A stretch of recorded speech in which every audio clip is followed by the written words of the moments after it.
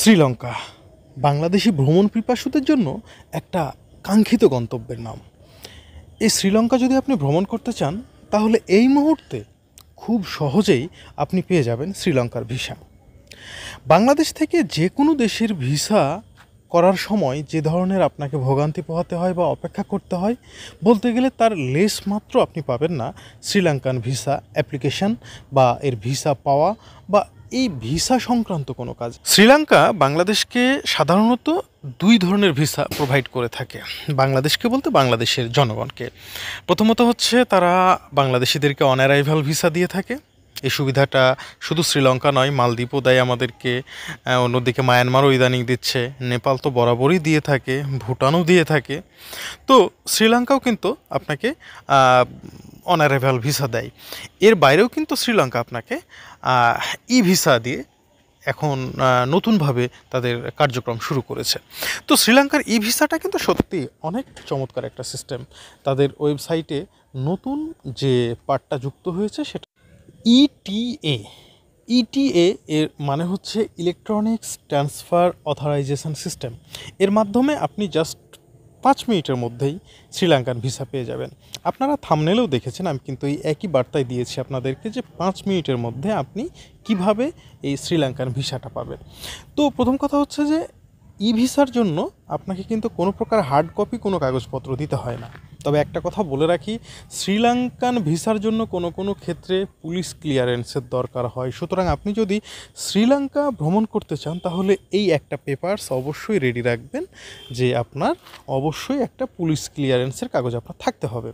এছাড়াও মনে করেন ইন্ডিয়া বা পার্শ্ববর্তী দেশ নেপাল টেপাল এই সমস্ত দেশ ভ্রমণ করার জন্য যে সমস্ত কাগজপত্র লাগে সেটাই লাগবে, এর বাইরে কোনো কাগজপত্র লাগবে না। যেমন আপনার 6 মাস মেয়াদ আছে এমন একটা পাসপোর্ট লাগবে, এছাড়া আপনার পাসপোর্ট সাইজের 1 কপি ছবি লাগবে, এছাড়াও হচ্ছে আপনি যদি স্টুডেন্ট হয়ে থাকেন স্টুডেন্ট আইডি কার্ড এবং সর্বশেষ বেতন পরিশোধের রসিদ। আপনি যদি চাকরিজীবী হয়ে থাকেন আপনাকে এনওসি দিতে হবে। আপনি যদি ব্যবসায়ী হয়ে থাকেন আপনাকে দিতে হবে আপনার ট্রেড লাইসেন্স। তবে ট্রেড লাইসেন্স যদি বাংলাতে হয়ে থাকে তাহলে সেই ট্রেড লাইসেন্সটা আপনাকে নোটারি করে ইংলিশ করে নিতে হবে, কারণ শ্রীলঙ্কার যারা তারা তো আর বাংলা বোঝে না। সুতরাং আপনাকে সেটা ইংরেজিতে ট্রান্সফার করিয়ে নিতে হবে।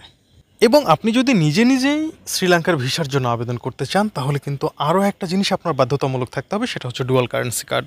ডুয়াল কারেন্সি কার্ড ছাড়া কিন্তু আপনি তাদের পেমেন্টটা করতে পারবেন না।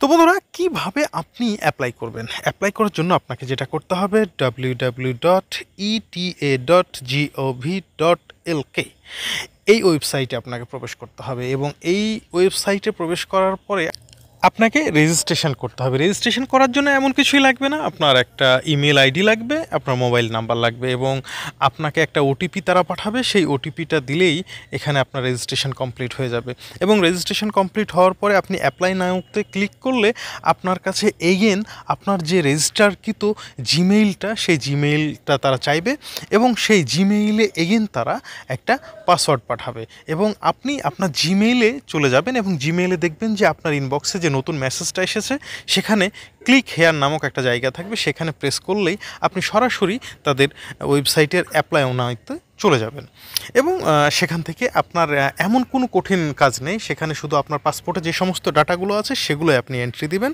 এবং সেগুলো এন্ট্রি দেওয়ার পরে আপনি পেমেন্ট অপশানে চলে যাবেন এবং পেমেন্ট অপশানে চলে যাওয়ার পরে আপনার ডুয়াল কারেন্সি কার্ডের যে নাম্বারটা আছে সেই নাম্বারটা দিবেন। এরপরে হচ্ছে পরবর্তী কাজগুলো তো আপনারা জানেন, সিভিসি নাম্বারটা দিবেন, তারপর পেমেন্ট করতে হবে সর্বমোট $25।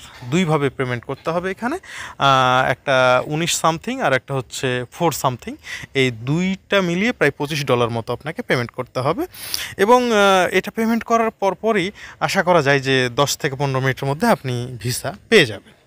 এবং বন্ধুরা বলে রাখি, শ্রীলঙ্কা আপনাকে এই সিস্টেমে 6 মাস মেয়াদি ডাবল এন্ট্রির একটা ভিসা দেবে এবং প্রতিবার আপনি শ্রীলঙ্কা ভ্রমণে সর্বোচ্চ 30 দিন স্টে করতে পারবেন।